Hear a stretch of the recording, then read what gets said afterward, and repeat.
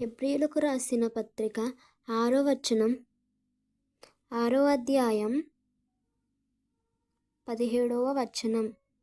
ఈ విధముగా దేవుడు తన సంకల్పము నిశ్చలమైనదని ఆ వాగ్దానముకు వారసులైన వారికి మరి నిశ్చయముగా కనపరచవలెనని ఉద్దేశించిన వాడే తాను అబద్ధమాడజాలని నిశ్చలమైన రెండు సంగతులను బట్టి మన ఎదుట ఉంచబడిన నిరీక్షణను చేపట్టుటకు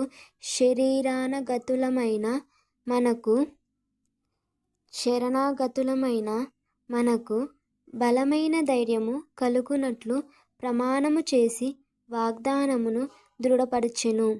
ఈ నిరీక్షణ నిశ్చలమును స్థిరమైనై మన ఆత్మకు లంగరువలె నుండి తెరలోపల ప్రవేశించుచున్నది. నిరంతరము మెల్కీసెదెకు క్రమము చొప్పున ప్రధాన యాజకుడైన యేసు అందులోనికి మనకంటే ముందుగా మన పక్షముగా ప్రవేశించును. హెబ్రీయులకు రాసిన పత్రిక 7వ అధ్యాయం 1వ వచనం.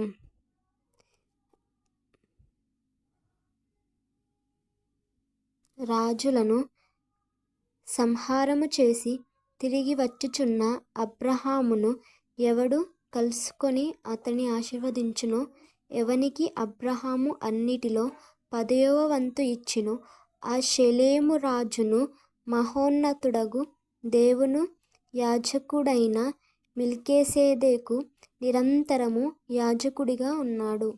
అతని పేరుకు మొదట నీతికి రాజనియు తరువాత సమాధానపు రాజనియు అర్థమిచ్చునట్టి షేలేము రాజుని అర్థము. అతడు తండ్రి లేనివాడును తల్లి లేనివాడును వంశావళి లేనివాడును జీవితకాలముకు ఆది అయినను జీవనమునకు అంతమైనను లేనివాడునై యుండి దేవుని కుమారుని పోలియున్నాడు. ఇతడెంత ఘనుడో చూడుడి. మూల పురుషుడైన అబ్రహాము అతనికి కొల్లగొన్న శ్రేష్టమైన వస్తువులలో 10వ వంతు ఇచ్చెను. మరియు లేవి కుమారులలో నుండి యాజకత్వము పొందువారు తమ సహోదరులు అబ్రహాము గర్భవాసము నుండి పుట్టినను ధర్మశాస్త్రము చొప్పున వారి యొద్ద అనగా ప్రజల యొద్ద 10వ వంతును పుచ్చుకొనుటకు ఆజ్ఞను పొందియున్నారు గాని వారితో సంబంధించిన వంశావళి లేనివాడైన మెల్కీసెదెకు అబ్రహామునొద్ద 10వ వంతు పుచ్చుకొని వాగ్దానములను పొందిన వారిని ఆశీర్వదించెను. ఆమేన్. తక్కువవాడు ఎక్కువవాని చేత ఆశీర్వదింపబడినను మాట కేవలము నిరాక్షేమమై ఉన్నది. మరియు లేవి క్రమము చూడగా చావునకు లోనైన వారు 10వ వంతులను పుచ్చుకొనుచున్నారు. అయితే ఈ క్రమము చూడగా జీవించుచున్నాడని సాక్ష్యం పొందినవాడు పుచ్చుకొనుచున్నాడు. అయితే కాక ఒక విధమున చెప్పిన ఎడల 10వ వంతులను పుచ్చుకొను లేవియు అబ్రహాము ద్వారా దశంశములను ఇచ్చెను. ఏలి అనగా మెల్కీసెదెకు అతని పితరుని కలుసుకొనినప్పుడు లేవి తన పితరుని గర్భములో ఉండెను. ఆ లేవీయులు యాజకులై ఉండగా ప్రజలకు ధర్మశాస్త్రమియ్యబడెను గనుక ఆ యాజకుల వలన సంపూర్ణ సిద్ధి కలిగిన ఎడల అహరోను క్రమములో చేరినవాడని చెప్పబడక, మెల్కీసెదెకు క్రమము చొప్పున వేరొక యాజకుడు రావలసిన అవసరమేమి? ఇదియు కాక యాజకులు మార్చబడిన ఎడల అవశ్యముగా యాజక ధర్మము సహా మార్చబడును. ఎవని గురించి ఈ సంగతులు చెప్పబడెనో ఆయన వేరొక గోత్రములో పుట్టెను. ఆ గోత్రములోని వాడెవ్వడును బలిపీఠమునొద్ద పరిచర్య చేయలేదు. మన ప్రభువు యూదా సంతానమందు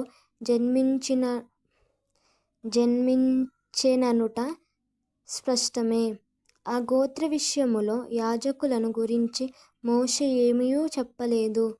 మరియు శరీరానుసారముగా నెరవేర్చబడు ఆజ్ఞగల ధర్మశాస్త్రమును బట్టి కాక, నాశనము లేని జీవమునకున్న శక్తిని బట్టి నియమింపబడి మెల్కీసెదెకును పోలినవాడైన వేరొక యాజకుడు వచ్చియున్నాడు. కావున మేము చెప్పిన సంగతి మరింత విశదమై ఉన్నది. ఏలియనగా నీవు నిరంతరము మెల్కీసెదెకు క్రమము చొప్పున యాజకుడవై ఉన్నావు అని ఆయన విషయమై సాక్ష్యము చెప్పబడెను. ఆ ధర్మశాస్త్రము దేనికిని సంపూర్ణ సిద్ధి కలుగజేయలేదు గనుక ముందియ్యబడిన ఆజ్ఞ బలహీనమైనందునను నిష్ప్రయోజనమైనందునను అది నివారణ చేయబడి ఉన్నది. అంతకంటే శ్రేష్టమైన నిరీక్షణ దాని వెంట ప్రవేశపెట్టబడెను. దీని ద్వారా దేవుని యొద్దకు మనము చేరుచున్నాము.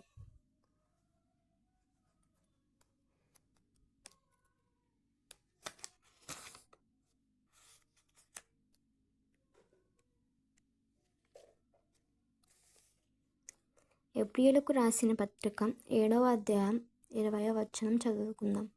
మరియు ప్రమాణము లేకుండా యేసు యాజకుడు కాలేదు గనుక ఆయన మరి శ్రేష్టమైన నిబంధనకు పూటకాపాయెను. వారైతే ప్రమాణము లేకుండా యాజకులగుదురు గాని ఈయన నీవు నిరంతరము యాజకుడవై ఉన్నావని ప్రభువు ప్రమాణము చేసెను.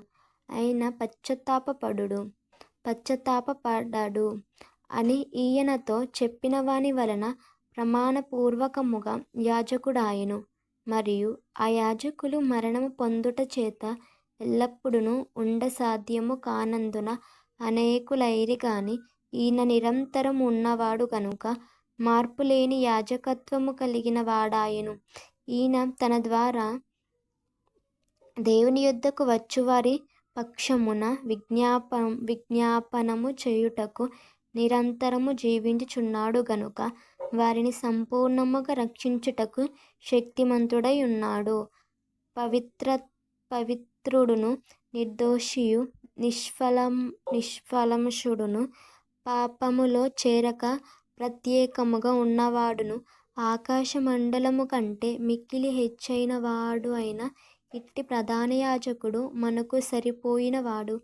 ధర్మశాస్త్రం బలహీనత గల మనుషులను యాజకులుగా నియమించును గాని ధర్మశాస్త్రమునకు తరువాత వచ్చిన ప్రమాణపూర్వకమైన వాక్యము నిరంతరమును సంపూర్ణ సిద్ధి పొందిన కుమారుని నియమించెను గనుక ఈయన ఆ ప్రధాన యాజకుల వలె మొదట తన సొంత పాపముల కొరకు తరువాత ప్రజల పాపముల కొరకును దినదినము బలులను అర్పింపవలసిన అవసరము గలవాడు కాడు. తన్ను తాను అర్పించుకొనప్పుడు ఒక్కసారే ఈ పని చేసి ముగించెను. ఈ చిన్న వాక్యం దేవుడు దీవించునుగాక.